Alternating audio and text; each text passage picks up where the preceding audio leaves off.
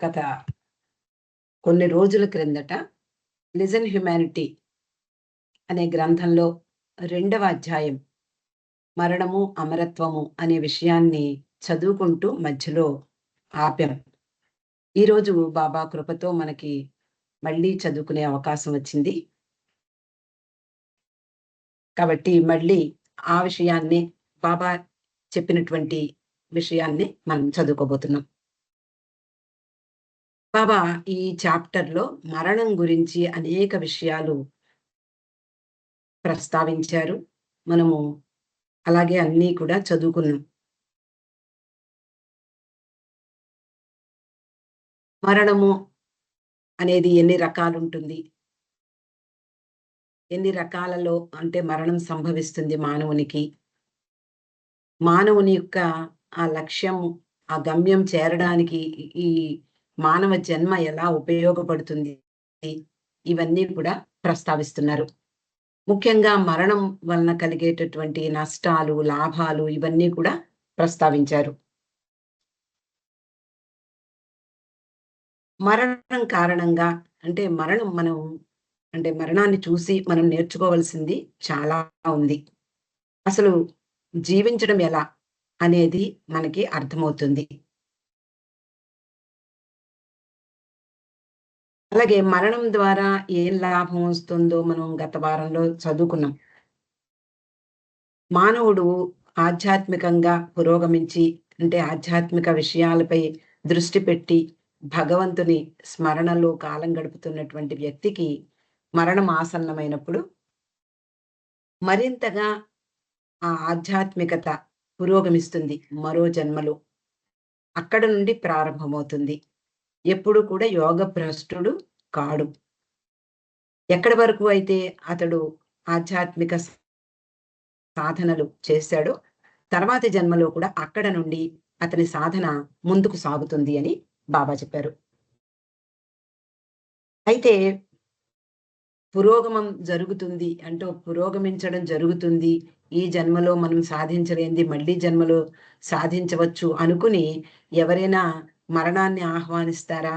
అలా చెయ్యకూడదు. అలా చెయ్యడం పొరపాటు. అలాగే మరణం ఆసన్నమైనప్పుడు దాని గురించి విపరీతంగా భయపడుతూ ఉంటారు.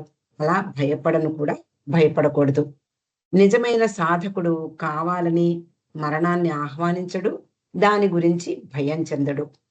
మరణం ఆసన్నమైనప్పుడు అతడు దానిని ఉన్నత జీవితం కొరకు ఒక పైమెట్టుగా మలచుకుంటాడు. సాధారణంగా మరణించే సమయం ఆసన్నమైనప్పుడు అందరూ కూడా చాలా భయపడుతూ ఉంటారు. ఏదో విపరీతమైనటువంటి బాధ కలుగుతుంది అని కూడా భయం చెందుతారు. ఆ క్షణంలో భరించరాని బాధకు లోనవుతాము అని కూడా ఊహిస్తారు. బాబా ఏమంటున్నారు అంటే ఈ విషయంలో, నిజానికి అనారోగ్యంతో ఎంతో బాధపడుతూ మంచం మీద ఉండేటటువంటి రోగి కూడా ఆ సమయం ఆసన్నమైనప్పుడు అంటే మరణ సమయంలో ఎటువంటి బాధకు లోనవడు. మరణానికి ముందు వరకు ఆ వ్యక్తి పొందిన బాధ మరణించే క్షణంలో ఉండదు అంటున్నారు. నిజానికి శరీరాన్ని వదిలిపెట్టే ప్రక్రియ అంతా పూర్తిగా బాధ లేకుండానే జరుగుతుంది. కానీ మరణ సమయంలో వ్యక్తి తీవ్రమైన బాధను అనుభవిస్తాడనే ఒక నమ్మకం ప్రజలలో ఉండిపోయింది. అయినప్పటికీ స్థూల ప్రపంచంతో, శరీరంతో అనుబంధం తెంపుకోవడం ప్రశాంతంగా జరిగినప్పటికీ కూడా ఆ వ్యక్తి యొక్క భావోద్వేగాల నుండి విడిపడడం చాలా కష్టము అంటున్నారు బాబా. భావోద్వేగాలు అంటే మనకున్నటువంటి ఆహ్, ఉద్వేగభరితమైనటువంటి భావాలు. అంటే దుఃఖం కానివ్వండి, ఆనందం కానివ్వండి, లేదా ఒకళ్ళ మీద క్రోధం, ప్రేమ ఇలాంటివన్నీ కూడా మన ఆ బంధాల నుండి తెంపుకుని ఆ వ్యక్తి ముందుకు వెళ్ళడం అనేది కష్టం. మరణించిన వ్యక్తి కొరకు మరణించిన తర్వాత చేసే వివిధ మత కర్మలుంటాయి. అంటే ప్రతి మతంలోనూ ఆయా ఆచారాల వ్యవహారాల్ని అవలంబిస్తూ ఉంటారు. ఆ ఆత్మను ఎందుకు అవన్నీ అవలంబిస్తారు అంటే, ఆ ఆత్మ ఆత్మను ఈ బంధాల నుండి విముక్తి కలిగించేందుకు అవన్నీ ఆచరిస్తారు. నిజానికి ఈ మత కర్మలన్నీ కూడా దానికోసం ఉద్దేశించబడ్డాయి. మరణించిన తర్వాత చేసే భగవంతుని నామస్మరణ సాధారణంగా భగవంతుడి నామస్మరణ, అలాగే నామ సంకీర్తనలు, మత గ్రంథ పఠనాలు ఇవి జరుగుతూ ఉంటాయి. ఇలా చేసినప్పుడు ఇవన్నీ మరణించిన వ్యక్తికి, ఆ వ్యక్తితో అనుబంధం ఉన్న ఇతరులకు కూడా మంచి ఫలితాలనిస్తాయి. నిజానికి ప్రతి వ్యక్తి యొక్క ఆత్మను మనం చూడలేం కూడా. మనము ఆ వ్యక్తితోటి ఎలాంటి పరిచయము మనకి రూపంతోటే పరిచయం. ఆ వ్యక్తి ధరించినటువంటి రూపంతోటి అనుబంధాన్ని ఏర్పరచుకున్నా, క్రోధాన్ని చూపించినా, లేదా ప్రేమ కురిపించినా, ఏదైనా ఆ వ్యక్తి యొక్క రూపానికే ప్రాధాన్యత ఇస్తారు మానవులు. లేదా ఆ వ్యక్తి మరణించిన తర్వాత ఆత్మతో ఎవ్వరూ కూడా సంభాషించరు. ఎవ్వరూ కూడా ఆ ఆత్మ గురించి పట్టించుకోరు.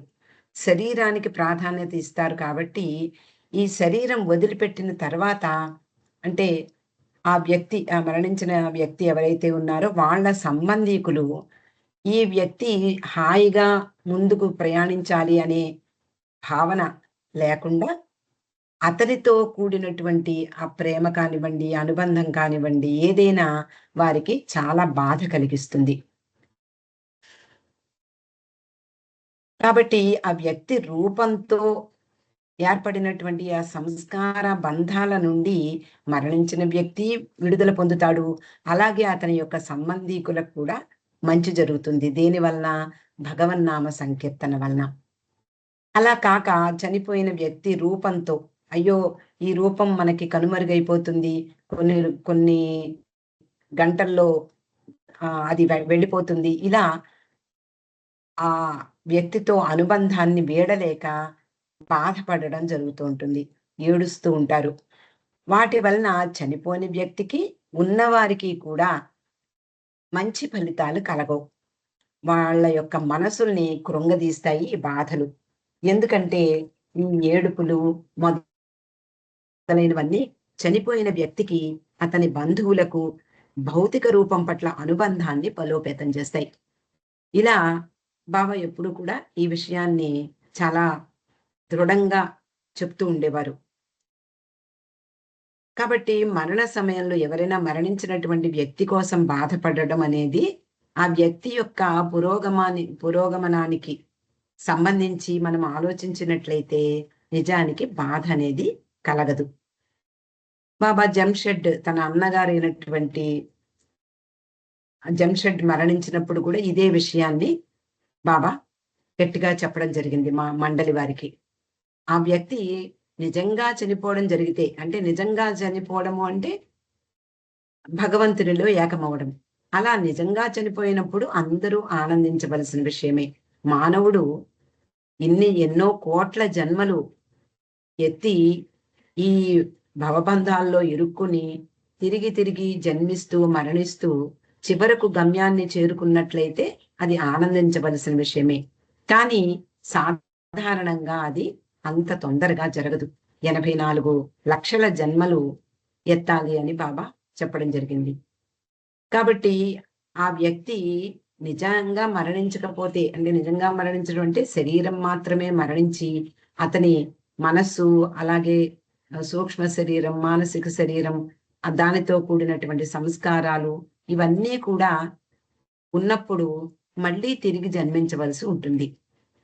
కాబట్టి ఇలాంటి ఉత్తి మరణాలకి మనము బాధపడకూడదు అని బాబాయ్ చెప్పడం జరిగింది.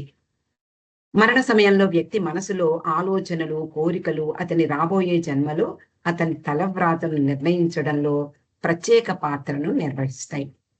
అందుకనే బాబా మై విష్లో చిట్ట చివర విషయం ఏం చెప్పారో అందరికీ తెలుసు. మరణ సమయంలో చిట్ట చివరి సమయంలో నన్ను స్మరించినట్లయితే నేను తప్పకుండా మిమ్మల్ని నా స్థాయికి తీసుకువెళ్తాను అని చెప్పడం జరిగింది. కాబట్టి మరణ సమయంలో మనకి గుర్తుండాలి అంటే ఇప్పటి నుండి నా నామాన్ని చెయ్యి అని బాబా చెప్తారు. ఎందుకు అంటే ఆ మరణ సమయంలో ఆ వ్యక్తి మనసులో ఏదైతే ఉందో, కోరికలు అవనివ్వండి, లేదా ఆలోచనలు అవనివ్వండి, ఏదైనా సరే అతని రాబోయే జన్మకు అతని తలవ్రాతను నిర్ణయిస్తాయిట. ఆ ఆలోచనలు కానివ్వండి, అలాగే ఆ కోరికలు కానివ్వండి. అతని ముందు రాబోయే జన్మలో అతని తలవ్రాతను నిర్ణయిస్తాయి. చివరి క్షణంలో ఆ వ్యక్తి భగవంతుని గాని, గురువుని గాని స్మరించినప్పుడు ముక్తి పొందుతాడు. అందుకనే బాబా ఇప్పటి నుండి నా నామాన్ని స్మరించడం అలవాటు చేసుకోండి. లేదా రోజుకు ఒక్కసారైనా హృదయపూర్వకంగా నా నామాన్ని స్మరించండి అనడంలో ఇదే ఉద్దేశం. అందువల్ల చివరి క్షణంలో ఆ వ్యక్తి భగవంతుని గురించైనా ఆలోచించాలి, స్మరించాలి, లేదా తనకున్నటువంటి గురువుని గురించైనా ఆలోచించాలి, స్మరించాలి. అప్పుడు ముక్తి పొందుతాడు అని బాబా చెప్తున్నారు. మరణ సమయంలో వ్యక్తికి ప్రత్యేకమైన ఆలోచనలు సాధారణంగా రావుట.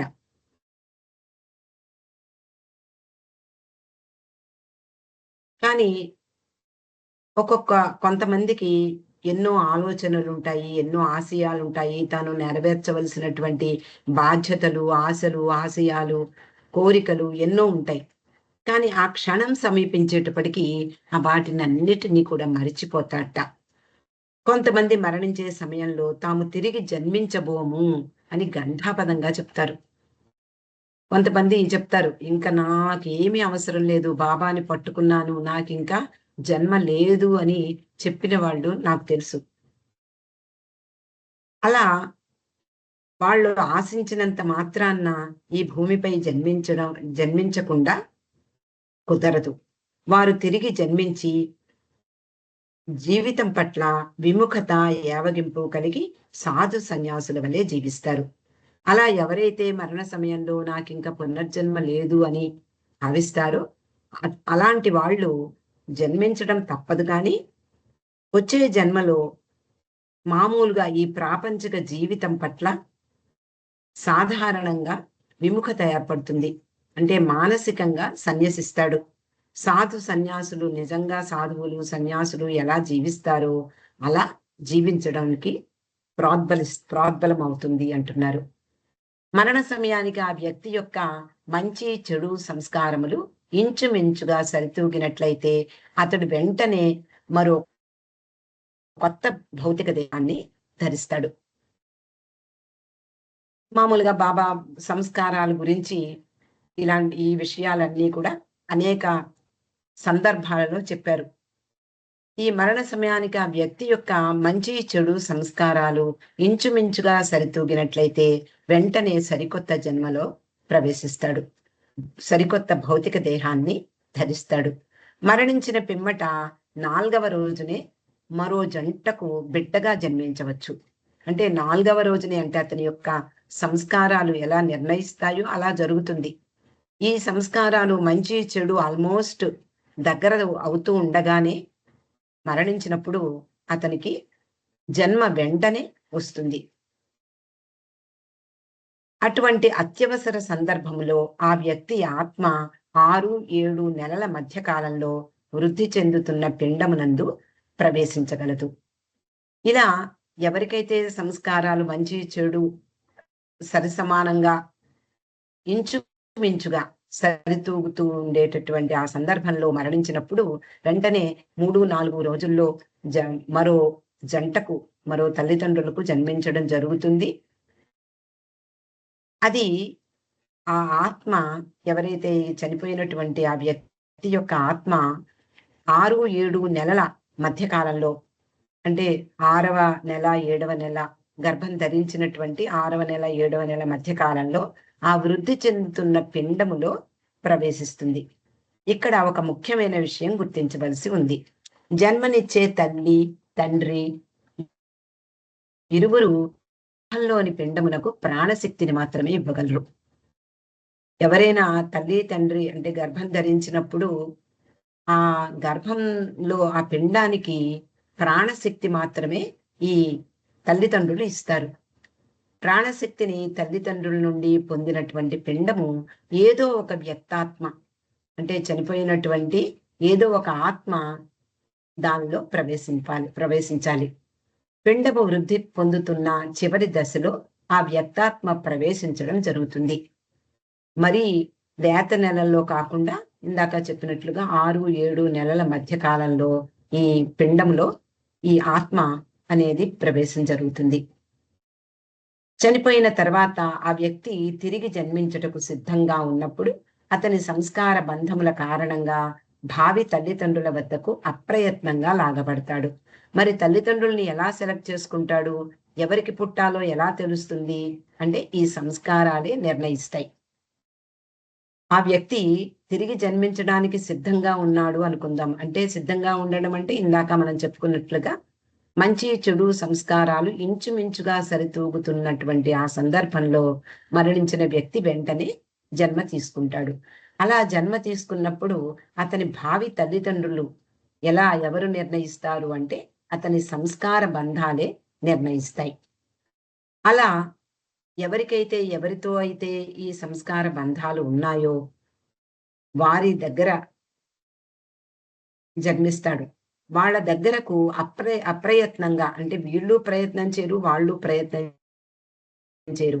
అప్రయత్నంగా ఆ పిండంలో ఈ ఆత్మ ప్రవేశించబడుతుంది. అతనికి జన్మనిచ్చే తల్లిదండ్రులు జన్మించబోయే వ్యక్తితో గతంలో గల సంబంధం కారణంగా అయస్కాంతంలా అతన్ని తమ వైపుకు లాక్కుంటారు.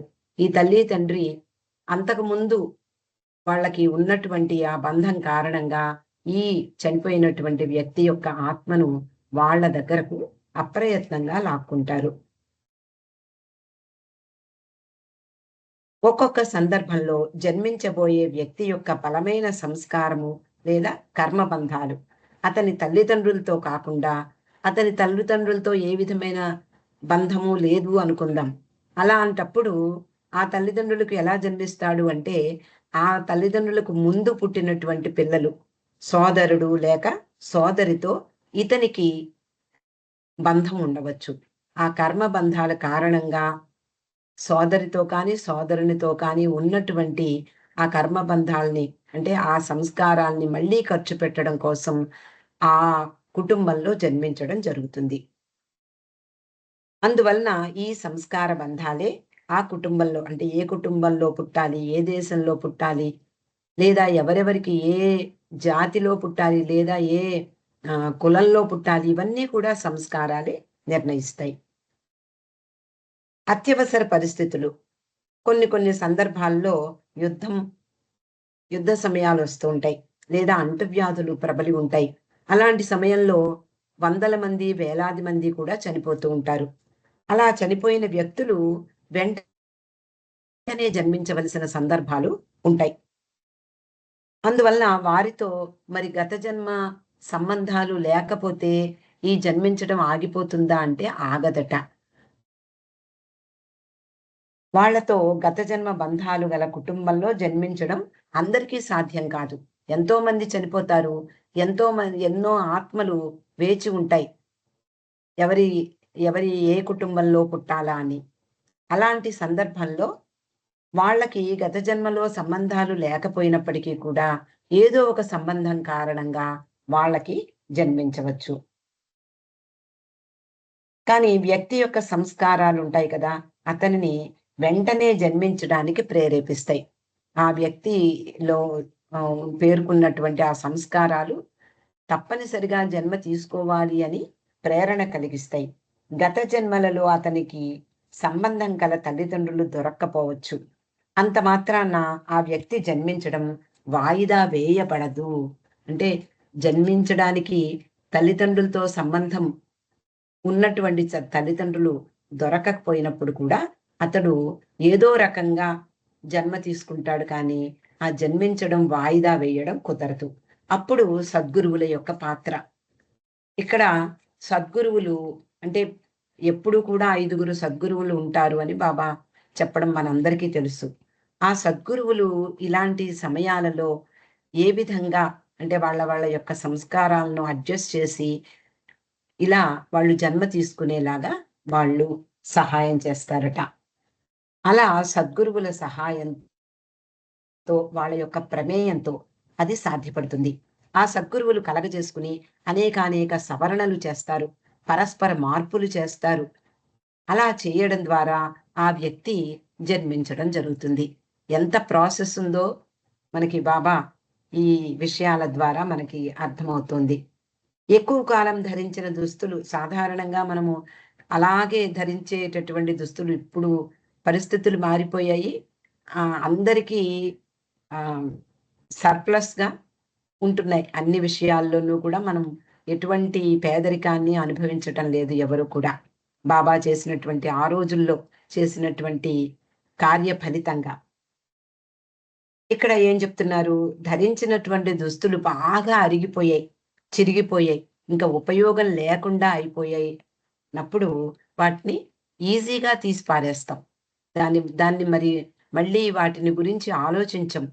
ఇంక చిరిగిపోయినప్పుడు అవెందుకో పనికిరానప్పుడు తప్పకుండా వాటిని పక్కన పారేస్తాం. అటువంటిదే మరణం కూడా అంటున్నారు. ఇదే ఇదే విషయాన్ని భగవద్గీతలో చెప్పడం కూడా మనందరికీ తెలుసు. వాసాంసి జీర్ణాని యథా విహాయ నవాని గృహ్ణాతి నరోపరాణి అని. అలా ఈ చినిగిపోయినటువంటి వస్త్రాలు తీసివేయడం సర్వసాధారణం. అలాంటిదే మరణం కూడా అని బాబా చెప్తున్నారు. ఒక బాటసారి అలా తిరుగుతూ ఉండేటటువంటి వ్యక్తి, ఒక చోట స్థిరంగా లేనటువంటి వ్యక్తి ఉన్నాడనుకుందాం. బాగా పాతబడిపోయి, చిరిగిపోయి అతని శరీరాన్ని కాపాడుకోలేనటువంటి పరిస్థితికొచ్చినప్పుడు తప్పనిసరిగా వాటిని వదిలిపెట్టేస్తాడు. అలాగే అతడు ఎక్కడైతే వెళ్ళాడో తప్పనిసరిగా అవసరమైనప్పుడు అక్కడే ఏదో ఒకటి కొనుక్కొని వేసుకుంటాడు. అలా దుస్తులు మార్చుకుంటూ ఉంటాడు. అదే విధంగా వ్యక్తులు తమ తమ సంస్కారముల యొక్క అవసరాల్ని బట్టి సంస్కారాలు ఎప్పుడైతే ఈ జన్మలో మనం ఖర్చు పెట్టవలసినటువంటివన్నీ కూడా పూర్తయిపోయాయో అప్పుడు మరణం సంభవిస్తుంది. అలా సంస్కారముల యొక్క అవసరాల్ని అనుసరించి శరీరాల్ని మారుస్తూ ఉంటాడు. మరణాన్ని నిద్రతో కూడా పోల్చవచ్చు అంటున్నారు బాబా. ఒక మానవుడు నిద్రపోయి మేల్కొన్నప్పుడు అదే శరీరంతో నిద్రలేస్తాడు. రాత్రి నిద్రపోయినప్పుడు ఉదయం లేచినప్పుడు ఎవరికీ ఎటువంటి బాధ కలగదు, ఎటువంటి ఆశ్చర్యము కలగదు. అదే శరీరంతో నిద్రలేస్తాడు. అది నిద్ర. సాధారణంగా మనం అనుకునేటటువంటి నిద్ర. మరణం సంభవించినప్పుడు ఈ భౌతిక దేహాన్ని వదిలిపెట్టి మరొక భౌతిక దేహంతో కళ్ళు తెరుస్తాడు. అలా మరణము నిద్రతో పోల్చవచ్చు అంటున్నారు. చాలా మంది విషయంలో మరణించిన తర్వాత తిరిగి జన్మించడానికి మధ్య గల సమయం మారుతూ ఉంటుంది. ముందు చెప్పినట్లుగా మరణించిన తర్వాత వ్యక్తి యొక్క అహంభరిత మనసు సాధారణంగా 3, 4 రోజులు విడిచిన శరీరం యొక్క అవశేషాలతో బంధాన్ని నిలుపుకుని ఉంటుంది. తర్వాత ఆ బంధం పూర్తిగా తెగిపోయి ఆ వ్యక్తిగత ఆత్మ అతని మానసిక దశలో అంటే మానసిక శరీరంతో మనసుతో కూడినటువంటి సంస్కారాలతో ఉంటుంది. మరణానంతరం అహంభరిత మనసుతో పాటు వచ్చిన అన్ని సంస్కారాల పునరుజ్జీవనంతో ఈ పరిస్థితి ఏర్పడుతుంది. ఒక ప్రపంచం నుండి మరో ప్రపంచానికి హఠాత్తుగా మారడం వలన అహంభరిత మనసు దాన్ని అంటిపెట్టుకున్న సంస్కారాల గుర్తులను కొంతవరకు తుడిచివేయబడతాయి. అంటే ఇది మరణం అనేది అకస్మాత్తుగా సంభవించినప్పుడు ఈ అహంభరిత మనసు అంటే ఈ శరీరాన్ని వదిలిపెట్టి మరో శరీరంతో యాతనా శరీరం అని చెప్పుకున్నాం. అలా మరో ప్రపంచంలో అడుగుపెట్టినప్పుడు అతనికి అంటిపెట్టుకున్నటువంటి సంస్కారాల గుర్తులు కొంతవరకు తుడిచివేయబడతాయి అంటున్నారు.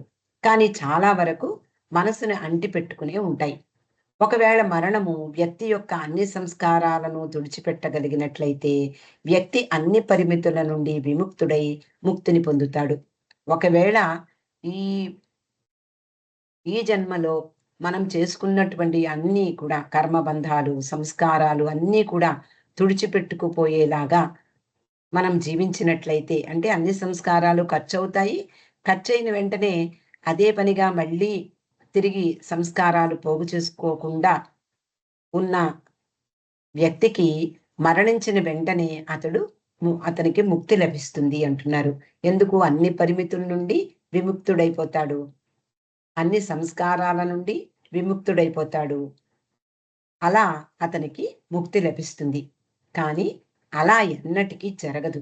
అంతేకాక మరణం తర్వాత వ్యక్తి యొక్క సంస్కారాలన్నీ అంటిపెట్టుకుని ఉంటూ మరణించిన తర్వాతి జీవితంలో అవి అడ్డు లేకుండా విస్తరింపబడతాయి.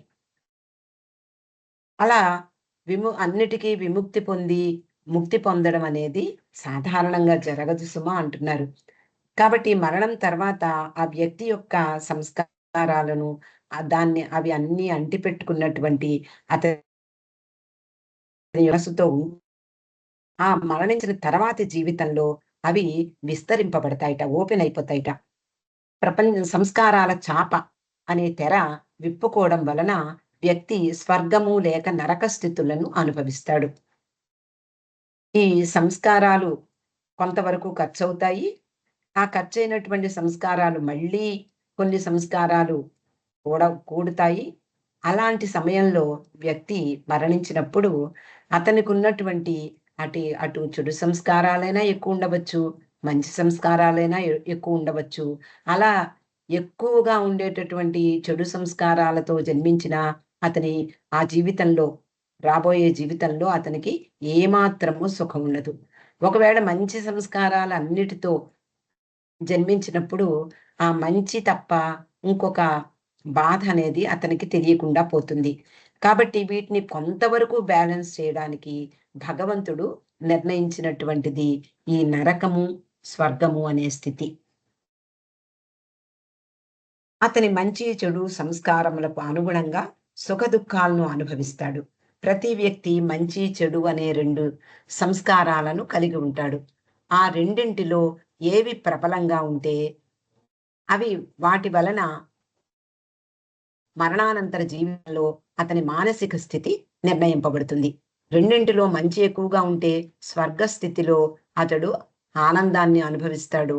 అదే కనుక అతనిలో చెడు సంస్కారాలు ప్రబలంగా ఉంటే, మరింత ఎక్కువగా ఉంటే, వాటి కారణంగా అతడు నరక స్థితిలో బాధల్ని అనుభవిస్తాడు.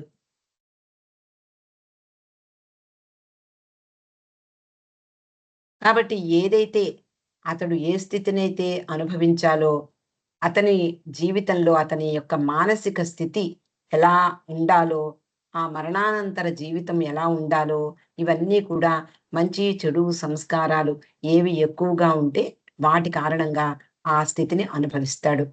మరణానంతర జీవితంలో ఈ తిరిగి పుంజుకున్న సంస్కారాల ద్వారా వ్యక్తి అనుభవించే బాధలు లేక సుఖాలు వాటి తీవ్రత చాలా అధికంగా ఉంటుంది. మనము ఈ ప్రపంచంలో సాధారణంగా అందరికీ ఏవో కొన్ని బాధలు ఉంటూనే ఉంటాయి.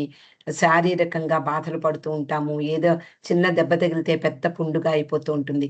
ఇలా అనేక బాధల్ని మనం రుచి చూసుంటాం ఈ జన్మలో. కానీ మరణానంతర జీవితంలో ఇప్పుడు మనం అనుభవించేటటువంటి బాధలకు మరింత తీవ్రమైనటువంటి బాధల్ని అనేక రెట్లు తీవ్రమైనటువంటి బాధల్ని నరక స్థితిలో అనుభవించవలసుంటుంది. అలాగే స్వర్గానికి వెళ్ళినట్లయితే అంటే స్వర్గ స్థితిలో ఆ అనుభవాల్ని ఖర్చు పెట్టుకోవాలి అనుకుంటే, అతనికున్నటువంటి మంచి సంస్కారాల కారణంగా స్వర్గ స్థితిలో మనము ఈ ప్రపంచంలో ఏదైతే ఆనందాన్ని పొందుతున్నామో, అనేకానేక రెట్లు ఆనందం అక్కడ లభిస్తుంది. వందలాది సంవత్సరాల కాలంలో అనుభవించే సుఖదుఖాల తీవ్రతతో పోల్చి చూసినప్పుడు మరణానంతర జీవితంలో అనుభవించే సుఖదుఖాల తీవ్రత అపరిమితంగా ఉంటుంది. అనేక జన్మలలో మనము పొందినటువంటి దుఃఖం కొంత ఉందనుకుందాం. ఈ మరణానంతర జీవితంలో అనుభవించేటటువంటి దుఃఖం దీనికి పరిమితులు లేనటువంటిదిగా అయిపోతుంది. అంటే అంత తీవ్ర స్థాయిలో నరక స్థితిలో ఆ బాధల్ని అనుభవించవలసి ఉంటుంది. అలాగే సుఖాలు ఈ ప్రపంచంలో అనేకానేక మరణాలు, అనేకానేక జన్మలలో పొందినటువంటి సుఖం అంతా కూడా ఒక పక్కన పెడితే, మరణానంతర జీవితంలో ఆ స్వర్గ సుఖం అనేది మరింత అపరిమితమైనటువంటి స్థాయిలో అనుభవించడం జరుగుతుంది. అలా సుఖ దుఃఖాల తీవ్రత అపరిమితంగా ఉన్న సమయంలో చాలా తక్కువ కాలంలో చాలా వరకు సంస్కారాలు తరిగిపోతాయట. అలా మరణం తర్వాత తీవ్రమైన సుఖదుఖాల అనుభవ స్థితులనే మన గ్రంథాలలో స్వర్గము, నరకము స్థితులుగా పేర్కొనడం జరిగింది. కానీ స్వర్గము, నరకము లోకాలు లేదా ప్రదేశాలు అని అనుకోకూడదు. అవి ఎక్కడో నరకలోకం అనేది ఎక్కడో ఉంటుంది. లేదా స్వర్గం లోకం ఎక్కడో ఉంది అని మనం భావించకూడదు. ఇవి అన్నీ కూడా మనసు అనుభవించేటటువంటి స్థితి. సాధారణంగా ప్రజలు నరకము, స్వర్గము ఇలా లోకాలుంటాయి అని నమ్ముతూ ఉంటారు. అవి ప్రదేశాలు కావు. కావున వాటిని స్వర్గస్థితి, నరకస్థితి అని పేర్కొనడమే ఉచితము అంటున్నారు. మానవుడు మరణించే సమయంలో అతనిలో చెడు సంస్కారాలు ప్రబలమై ఉన్నప్పుడు ఆ వ్యక్తి నరక స్థితిలో అనుభవించే తీవ్రమైన బాధల ద్వారా క్రమేణా ఖర్చు చేసుకుంటాడు. ఎందుకు ఈ నరకము, స్వర్గము అనే స్థితులు ఏర్పాటు చేశాడు భగవంతుడు? మన కోసమే. ఎందుకు అంటే అతి తక్కువ సమయంలో, అంటే అనేక జన్మలలో మనం అనుభవించేటటువంటి దుఃఖం ఒక ఒక చోట పెట్టినట్లయితే, ఈ నరక స్థితిలో అనుభవించేటటువంటి దుఃఖం అతి తీవ్ర స్థాయిలో వాటితో ఏమాత్రము పోల్చలేనట్లుగా ఉంటుందట. అంతటి తీవ్రంగా ఉంటుంది అక్కడ అనుభవించేటటువంటి బాధలు. కానీ ఇక్కడ సౌలభ్యము, ఇక్కడ అవకాశం ఏమిటి అంటే, తొందరగా మన సంస్కారాలు అంటే చెడు సంస్కారాలు ఏవైతే ఉన్నాయో, ఈ మరణించినటువంటి వ్యక్తి ఆ నరక స్థితిలో పొందేటటువంటి అనుభవాల ద్వారా తొందరగా ఖర్చయిపోతాయి. అది చెప్తున్నారు. అందువలన ఆ వ్యక్తి నరక స్థితిలో అనుభవించే తీవ్రమైన బాధల ద్వారా క్రమేణా ఖర్చు చేసుకుంటాడు. ఫలితంగా క్రమంగా ఖర్చవుతున్న చెడు సంస్కారాలు తరిగిపోతూ ఉంటాయి. చివరకు మంచి సంస్కారాలకు దగ్గరగా వస్తాయి. ఇక్కడ మనం ఒక త్రాసు ఆహ్, ఊహించుకున్నట్లయితే, ఒక త్రాసు పక్కన ఒక బరువైనటువంటిది ఏదైనా వేసినప్పుడు ఇక్కడ మనం వస్తువులు వేస్తూ ఉంటాం. ఇవి సమానంగా సరితూగుతూ ఉన్న సందర్భంలో అక్కడ అతనికి బ్రేక్ వచ్చేస్తుంది. అంటే సరిగ్గా సమానంగా సరితూగితే అతనికి ముక్తే వచ్చేస్తుంది. బాబా ఈ విషయంలో చెప్పినట్లుగా. కానీ ఎప్పుడూ కూడా అలా జరగదు అంటున్నారు. అందువలన చెడు సంస్కారాలు తరిగిపోతూ చివరకు మంచి సంస్కారాలతో రమారమి దగ్గరగా, అంటే తులతూగబోతూ ఉంటాయి. ఆ విషయాన్ని ఇలా వివరించవచ్చును. ఇక్కడ బాబా చెప్తున్నారు. ఒక త్రాసులో ఒకవైపున ఒక పెద్ద మంచుగడ్డ ఉంచి, అటువైపున చిన్న బరువు ఉంచినట్లయితే, మంచుగడ్డ బరువుకు త్రాసు మంచుగడ్డ ఉంచిన వైపుకి మొగ్గుతుంది. మంచుగడ్డ చాలా బరువైంది, పెద్దది వేశాడనుకుందాం. ఇటువైపు ఒక చిన్న రాయి వేస్తాడు. వేసినప్పుడు ఈ మంచుగడ్డ సాధారణంగా కరిగిపోతూ ఉంటుంది. అలా కరిగినప్పుడు మామూలుగా మొట్టమొదట ఏముంటుంది? ఆ బరువుకి అటువైపు త్రాసు కిందకి వెళ్ళిపోతుంది. ఎప్పుడైతే మంచు కరిగి నీళ్లు కిందకి జారిపోతూ ఉన్నప్పుడు క్రమక్రమంగా ఈ మంచుగడ్డ ఈ రాయి వేసినటువంటి ఆ ఆ సిబ్బి వైపు క్రమక్రమంగా పైకి జరుగుతూ ఉంటుంది.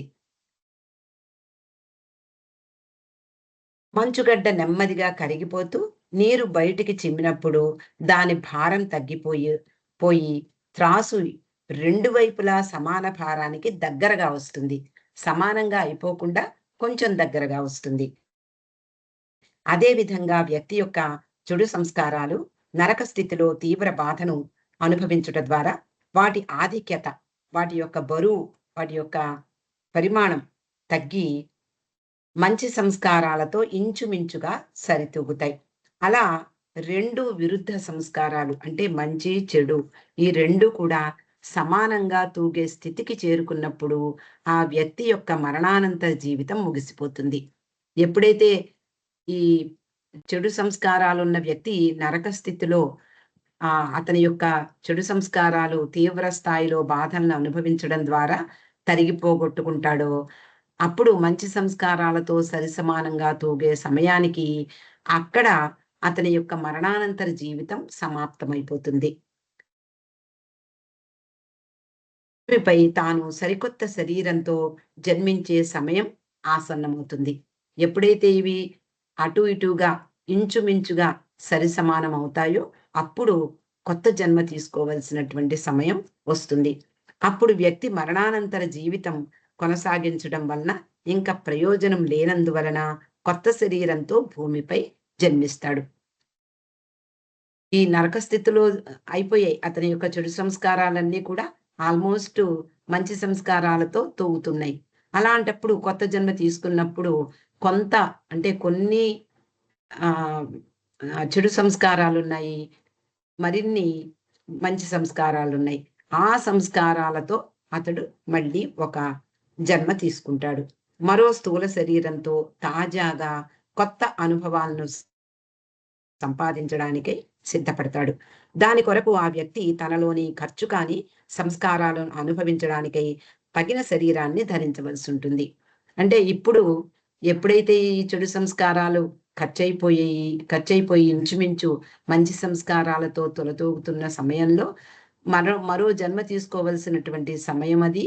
ఆ సమయంలో అతనికున్నటువంటి సంస్కారాల కారణంగా ఎవరితో బంధం ఉంది, ఎవరితో తన ఆ బంధాలన్నిటిని, సంస్కారాలన్నిటిని కూడా ఖర్చు చేసుకోవాలో, అలా తల్లిదండ్రులకు ఆ ఆ సంస్కార బంధాలు ఉన్నటువంటి ఆ తల్లిదండ్రులకు జన్మించడం జరుగుతుంది.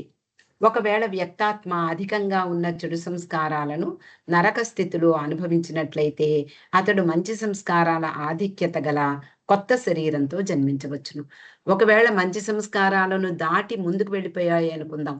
ఇందాక మంచుగడ్డ ఉదాహరణ ఒక్కసారి మనం ఊహించుకుంటే, ఆ మంచుగడ్డ కరిగి ఈ పక్కనున్నటువంటి ఆ రాయికి మించి పైకి వెళ్ళిపోతే, అంటే మా చెడు సంస్కారాలు ఆళ్ళ చాలా ఎక్కువగా ఖర్చయిపోయాయి.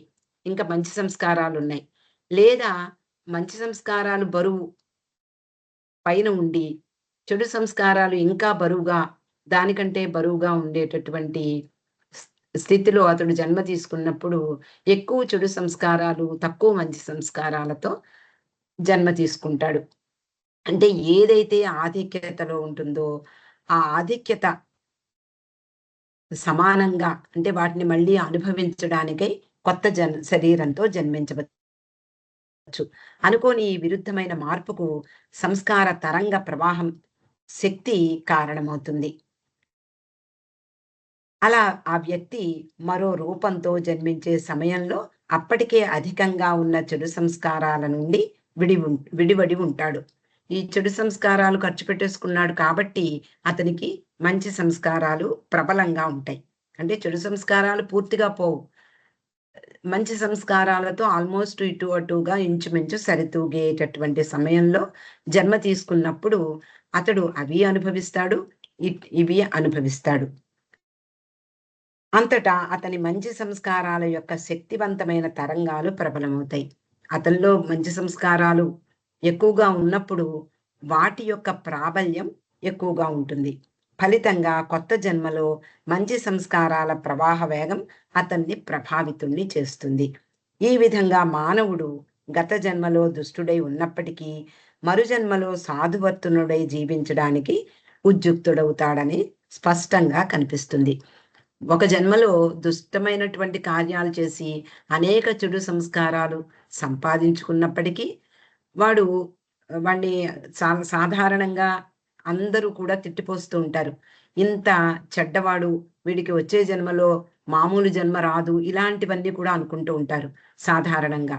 కానీ అతడు ఈ నరక స్థితిలో అనుభవించేసిన కారణంగా మళ్ళీ జన్మ తీసుకున్నప్పుడు అతనిలో మంచి సంస్కారాలు కనుక ప్రబలమై ఉంటే మంచి జన్మ దొరుకుతుంది. అంటే మంచి సంస్కారాల ప్రవాహ వేగం అతన్ని ప్రభావితుణ్ణి చేస్తుంది. ఆ విధంగా గత జన్మలో దుష్టుడై ఉన్నప్పటికీ మళ్ళీ జన్మలో అతడు సాధువర్తనుడై ఉండేలాగా ఈ సంస్కారాలు ప్రాబల్యం ఉంటుంది. దానికి విరుద్ధంగా మరో సందర్భంలో మంచి నుండి చెడుకు ఊగిసలాడడం జరుగుతుంది. ఆ వ్యక్తి మంచి సంస్కారాల ఆధిపత్యంతో స్వర్గస్థితిలో అమితమైన సుఖాలను అనుభవించి ఆ సంస్కారాలను ఖర్చు చేసుకుని మరో జన్మలో చెడు వైపుకు మొగ్గు చూపడం జరుగుతుంది. ఇందాక మనం చెడు సంస్కారాలను గురించి చెప్పుకున్నాం. ఇప్పుడు మంచి సంస్కారాల గురించి చెప్తున్నారు. మంచి సంస్కారాలు ఆధిపత్యంలో ఉన్నట్లయితే అతనికి స్వర్గం ప్రాప్తిస్తుంది. ఆ స్వర్గ స్థితిలో అమితమైనటువంటి సుఖాలను అనుభవిస్తాడు. అలా మంచి సంస్కారాలన్నీ కూడా స్వర్గంలో ఖర్చయిపోతాయి. మరో జన్మలో ఇంకా అతనికి ఉన్నటువంటివి చెడు సంస్కారాలు ప్రబలత ఎక్కువగా ఉంటుంది. అంటే అవి ఎక్కువగా ఉంటాయి. కాబట్టి మరొక భౌతిక దేహంలో జన్మించినప్పుడు ఈ మంచి, చెడు సంస్కారాలు ఇంచుమించుగా సరితూగే తరుణంలో చెడు సంస్కారాల ప్రవాహ వేగం బలం పుంజుకుంటుంది. అంటే ఎప్పుడూ కూడా ఈ ఇందాక మనం చెప్పుకున్నటువంటి ఎగ్జాంపుల్‌లో 2 కూడా ఈ హ్మ్. సమతులం అనేది జరగదు. ఈ తులతూగడం అనేది జరగదంటున్నారు. ఎప్పుడు కూడా ఏదో ఒక బరువు ఎక్కువైపోతూ ఉంటుంది. ఏదో ఒకటి తక్కువైపోతూ ఉంటుంది. అలాగా ఈ స్వర్గము, నరక స్థితుల్లో అలాంటి వెసులుబాటు, అలాంటి మార్పులు జరుగుతాయి. అందువలన భౌతిక దేహం జన్మించే సమయంలో అతనికి మంచి ఎక్కువగా ఉంటే మంచి జన్మ లభిస్తుంది. చెడు ఎక్కువగా ఉంటే చెడు వర్తనుడై మెలుగుతాడు.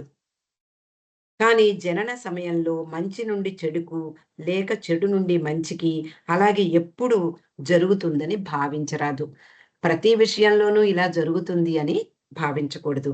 సర్వే సర్వత్రా అలాగే జరుగుతుందని నియమం కూడా లేదు. వ్యక్తి స్వభావానికి విరుద్ధంగా కూడా తరచు జరగవచ్చు. అంటే మనకి ఒకసారి గాడ్ స్పీక్స్‌లో జన్మ, పునర్జన్మల గురించి మనం గుర్తు తెచ్చుకుంటే అటు వ్యక్తి యొక్క స్వభావం ఎలా మారుతుందో తెలీదు. ఒకసారి స్త్రీగా జన్మిస్తే మరొకసారి పురుషుడుగా జన్మించవచ్చు అని అన్నారు. కానీ ఆహ్, ఒక్కొక్కసారి స్త్రీలుగానే జన్మిస్తారు. అలాగే ఒక్కొక్కసారి పురుషులుగా మరణించిన పురుషులుగానే జన్మించడం జరుగుతుంది.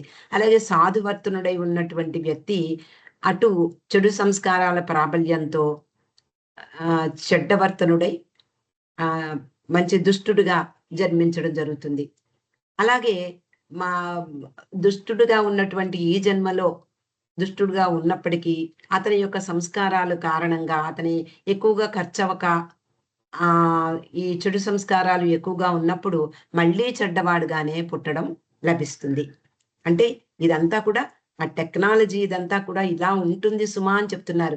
ప్రతి వ్యక్తికి ఇలా మారిపోతూ ఉంటుంది. వ్యక్తి స్వభావానికి విరుద్ధంగా కూడా తరచు జరగవచ్చు. కానీ వ్యక్తి అనేక జన్మల వరకు మంచికి లేక చెడుకి ఎప్పుడూ అంటిపెట్టుకుని ఉండడం కూడా సర్వసాధారణం.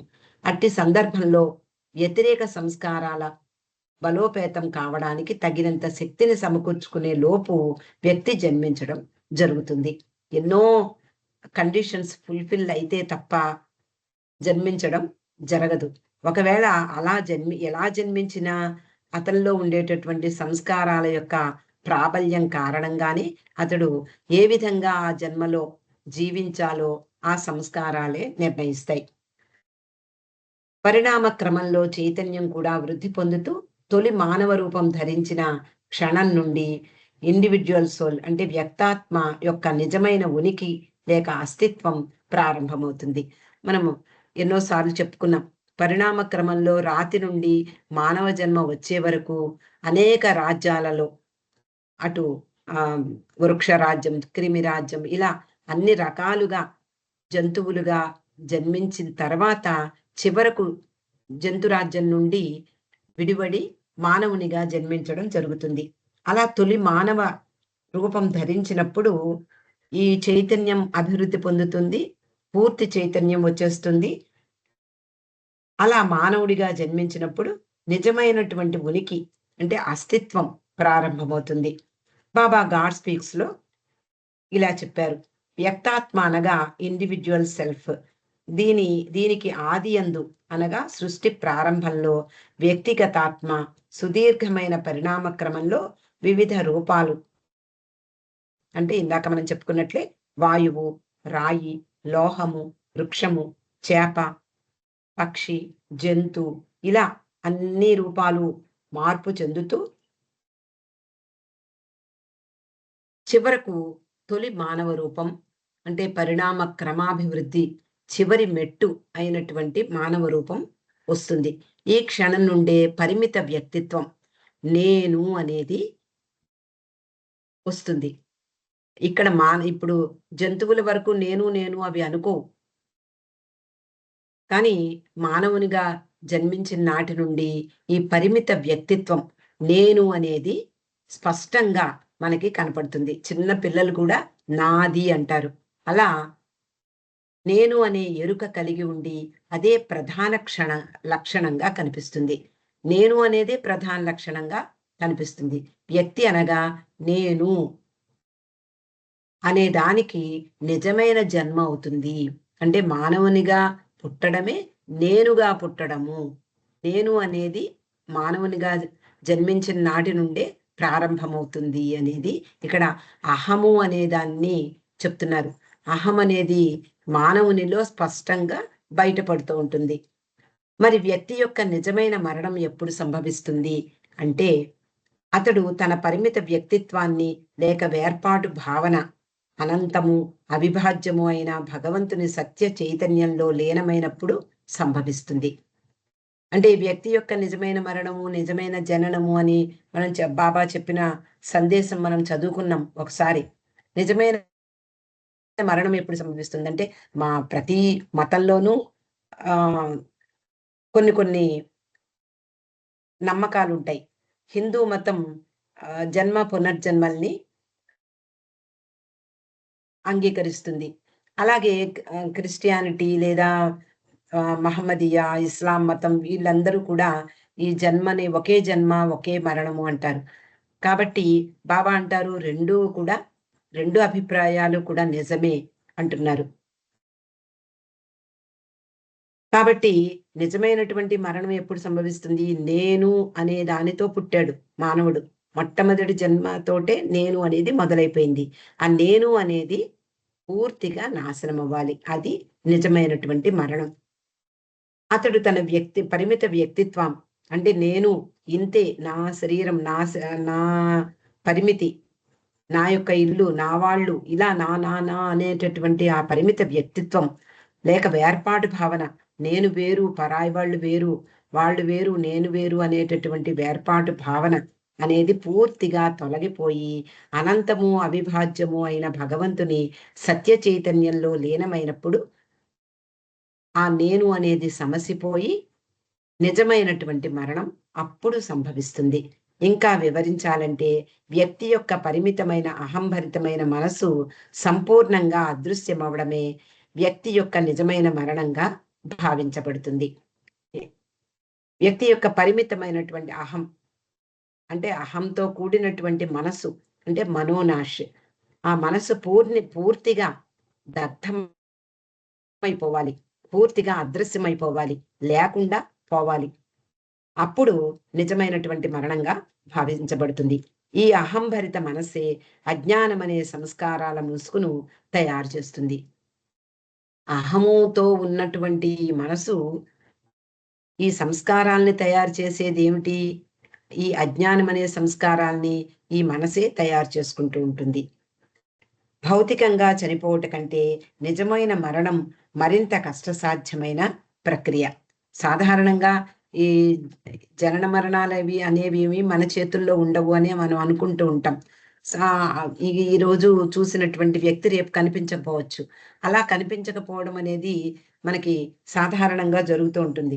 ఇలా భౌతికంగా చనిపోవడం కంటే నిజంగా చనిపోవడం, నిజంగా మరణించడం, ఇందాక ఇదంతా బాబా చెప్పినటువంటిది ఎప్పుడైతే జరుగుతుందో, అంటే నేను అనేది ఎప్పుడైతే పూర్తిగా మారిపోయి భగవంతుడును, నేనే భగవంతుడును అనేటటువంటి ఆ మార్పు సంభవిస్తుందో, లేదా మనస్సు అనేది పూర్తిగా నశించిపోయి మనోనాశ జరిగిన తర్వాత నేనే భగవంతుడును అనేటటువంటి భగవద్ అనుభవం అనేది ప్రాప్తిస్తుందో అది నిజమైనటువంటి మరణం. నిజానికి ఆ మరణం సంభవించడం అనేది చాలా కష్టమైనది. కానీ సద్గురువు కటాక్షం ద్వారా వ్యక్తికి నిజమైన మరణం సంభవించినప్పుడు కనురెప్పపాటు కంటే ఎక్కువ సమయం పట్టదు. సద్గురువు యొక్క కటాక్షం లభించింది అంటే ఆ వ్యక్తికి నిజమైనటువంటి మరణం సంభవిస్తుంది. ఈ అహంభరిత మనసు యొక్క నాశనం అనగా మనోనాశనం అంటే నేను వేరు అనే సంకుచితము లేక పరిమిత వ్యక్తిత్వము అనే భ్రాంతి నుండి ఆత్మ విడువట అనేటటువంటి ఆ ప్రక్రియను ముక్తి అని పిలుస్తారు. అంటే ఇక్కడ మరణం అనేది నిజమైనటువంటి మరణం. ఇందాక నుంచి మరణం గురించి బాబా అనేక విషయాలు చెప్పారు.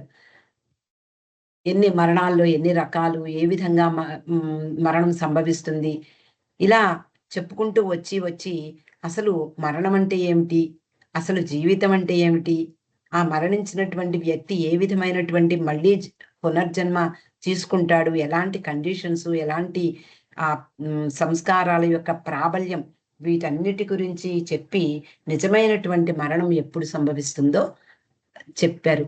ఇంకా కొంతవరకు మనం పూర్తి చేసామండి. మరి ఇంకా కొన్ని విషయాలు మాత్రమే ఉన్నాయి. మళ్ళీ అవకాశం వచ్చినప్పుడు బాబా కటాక్షంతో ఈ చాప్టర్ని పూర్తి చేద్దాం. అవతార్ మెహర్ బాబా కీ జై.